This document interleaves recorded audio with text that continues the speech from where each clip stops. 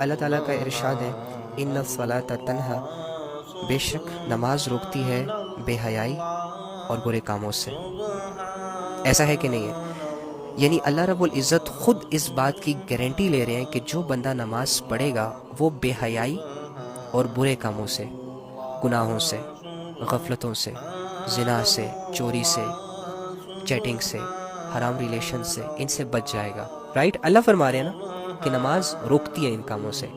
لیکن اگر آپ نماز بھی پڑھ رہے ہو اور ان چیزوں سے رک بھی نہیں رہے ہو، سو اٹس مین کہ تمہاری نماز میں کمی ہے، تمہاری نماز ٹھیک نہیں ہے، اس کو ٹھیک کرو۔ اس کو تو ٹھیک کر سکتے ہو نا۔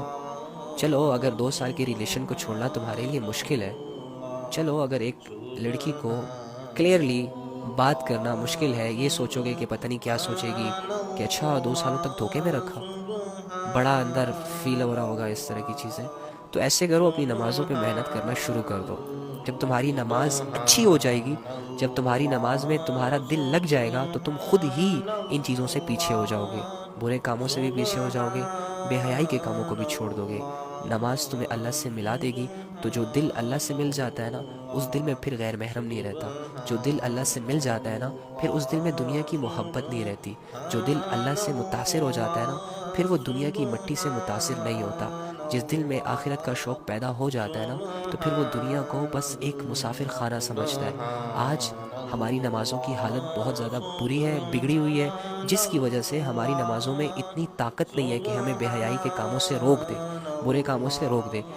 امیجن کریں ایک شخص 5 وقت اپنے اللہ کے سامنے کھڑا ہو رہا ہے اور یہ اقرار کر رہا ہے ایاک نعبد و ایاک نستعین، ایاک نعبد و ایاک نستعین، ایاک نعبد و ایاک نستعین، ڈیلی بیسس پہ کم سے کم ہر رکعت میں یہ پڑھ رہا ہے۔ اور اس کا مطلب یہ ہے کہ اے اللہ میں تیری عبادت کرتا ہوں اور میں تجھ سے مدد مانگتا ہوں۔ عبادت کیا ہے؟ یعنی اے اللہ میں ساری باتیں تیری مانتا ہوں۔ تو اللہ نے تو کہا ہے نا، حرام رشتوں کے قریب نہیں جانا، بے حیائی کے قریب نہیں جانا، زنا کے قریب نہیں جانا، گناہ نہیں کرنے، شیطان کی غلامی نہیں کرنی۔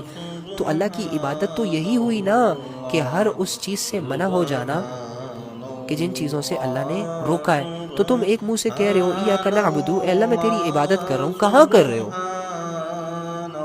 ریئل میں تو تم زیرو ہو، تم اس دعوے میں جھوٹے ہو۔ لیکن جب تم سمجھ کر جو بول رہے ہو اور اس پر عمل کرنے کی کوشش کرو گے، جب گناہ سامنے آئے گا اور تمہیں تمہاری نماز یاد آ جائے، کیا میں نے ابھی نماز میں اللہ سے کہا ہے کہ اللہ میں تیری عبادت کرتا ہوں، تو کیا یہ زنا اللہ کی عبادت ہے؟ معاذ اللہ۔ کیا یہ گرل فرینڈ بوائے فرینڈ کا جو کلچر جو کہ ان انگریزوں نے ہمارے ذہنوں میں اور ہمارے رشتوں میں ڈال دیا ہے، کیا یہ اللہ کی عبادت ہے؟ کیا یہ چوریاں کرنا اللہ کی عبادت ہے؟ یہ ایک دوسرے کو دھوکے دینا، 2-2 10-10 سالوں تک جھوٹ میں رکھنا، کیا یہ عبادت ہے اللہ کی؟ نہیں ہے نا۔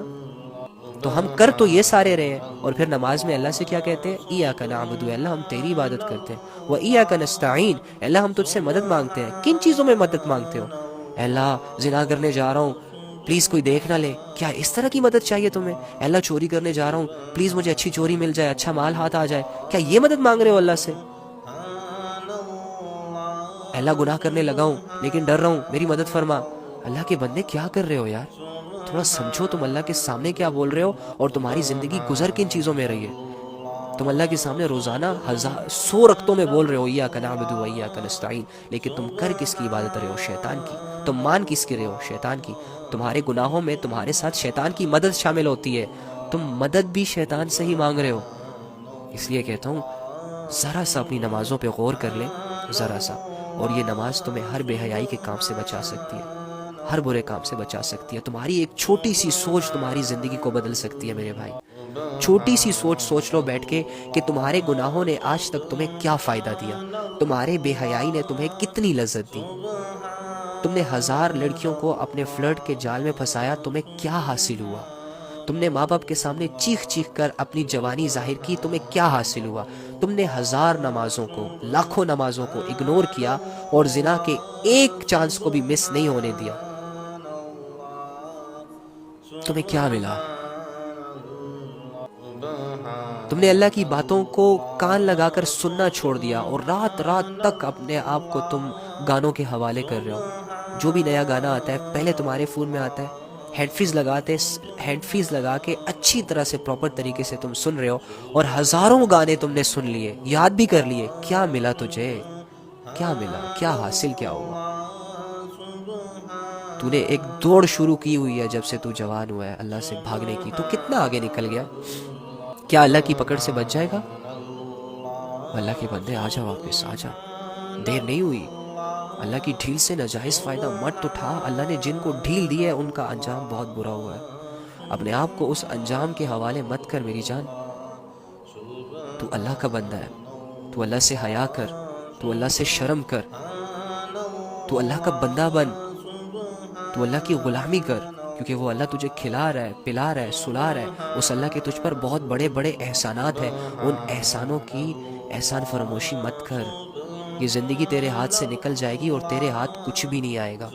یہ شیطان کے دھوکے تجھے جہنم کی گھاڑیوں میں پھینک دیں گے اور تو چلا چلا کر بلائے گا، پکارے گا، لیکن کوئی تیری مدد کو نہیں آئے گا۔ اس سے پہلے اپنے رب کی رسی کو مضبوطی سے تھام لے، اپنے اللہ پر بھروسہ کر لے، اپنے اللہ کا یقین کر لے، قرآن کو اٹھا لے، پڑھ لے، عمل کی نیت سے بچ جائے گا۔ تو آخرت کی گھاٹیوں سے بچ جائے گا، آخرت کی ذلت سے بچ جائے گا، دنیا میں گناہوں سے بچ جائے گا، بے سکونی سے بچ جائے گا، ظلم سے بچ جائے گا لوگوں کی۔ تو اللہ کو دے اپنا آپ، سونپ اللہ کو اپنا آپ، اپنی زندگی اللہ کے حوالے کر، اپنی جوانی اللہ کے حوالے کر۔ خدا کی قسم تو کامیاب ہے۔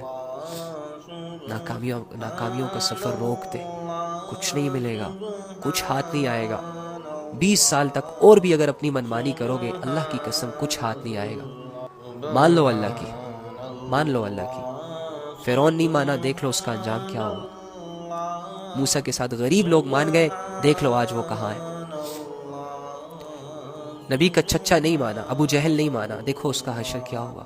نبی کے ساتھ غریب لوگ ساتھ تھے، اپنے گناہوں کو چھوڑا، اسلام قبول کیا، صحابہ بنے، زندگیاں اسلام پر گزاری، دیکھو آج اللہ نے ان کو کتنی عزتیں دی، دیکھو آج پوری دنیا ان کی فالوور ہے۔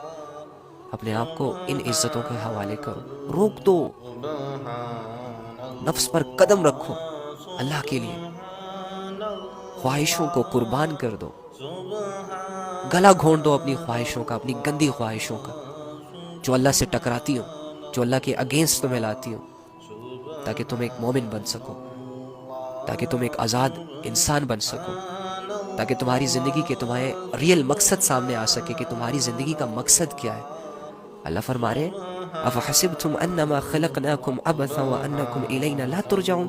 تم کیا سمجھ بیٹھے ہو میری جان، تم کیا سمجھ بیٹھے ہو کہ تم ویسے ہی بس پیدا ہو گئے، ہلا گلا کرو گے، ناچو گے، گاؤ گے، فالوورز بناؤ گے، ٹک ٹاک پر فیمس ہو جاؤ گے، انسٹاگرام پہ فیمس ہو جاؤ گے، کپڑے اتار کر لوگوں میں ماڈلز بن جاؤ گے اور کچھ نہیں ہوگا؟ یہ وہم ہی ہے، بے مقصد ہے، کوئی پوچھ تاچھ نہیں ہے، سب کچھ وہم ہی چل رہی ہے۔ یہ زمین آسمان کا نظام ویسے ہی بے مقصد پیدا کر دیا گیا ہے، تمہاری زندگی کا کوئی مقصد نہیں۔ تمہیں یہ جو نعمتیں اللہ رب العزت کھلا رہا ہے، پلا رہا ہے، کیا ویسے ہی دے رہا ہے؟ کیا تم پر کوئی رسپانسبلٹی نہیں ہے؟ اور تم کیوں کر رہے ہو یہ ناچ کیوں رہے ہو؟ حالانکہ تمہیں منع کرنے والا کون ہے؟ تمہارا باپ نہیں ہے، تمہیں منع کرنے والا تمہارا رب ہے۔ تمہیں تمہارا باپ ایک چھوٹی سی بات سے منع کرتا ہے نا، تو تم اس بات سے رک جاتے ہو، جس سے ڈرتے ہو اس سے رک جاتے ہو۔ لیکن تجھے رب کا اتنا ڈر نہیں ہے کہ رب تجھے زنا سے روک رہا ہے تو پھر کر رہا ہے، رب تجھے ناچنے گانے سے روک رہا ہے تو پھر کر رہا ہے، رب تجھے بے حیائی کے کاموں میں انوالو ہونے سے بچا رہا ہے تو پھر اپنے آپ کو اس کے حوالے کر رہا ہے۔ تیرے اندر اتنی شرم نہیں ہے، اتنی سینس نہیں ہے۔ لوگوں کا ڈر دل میں لے کر اپنی زندگی گزارے گا، لوگوں کی ویلیوز لے کر اپنی زندگی گزارے گا اور لوگوں کے ساتھ قبر میں اترے گا، تو اپنے رب پر بھروسہ کیوں نہیں کرتا؟ کیا تو اللہ کے پاس واپس نہیں جائے گا؟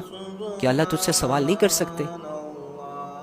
کیا تیری منمانی زندگی تیرے حق میں بہتر ہے اور جو اللہ نے ڈیسائیڈ کی تھی وہ اہم ہی ہے؟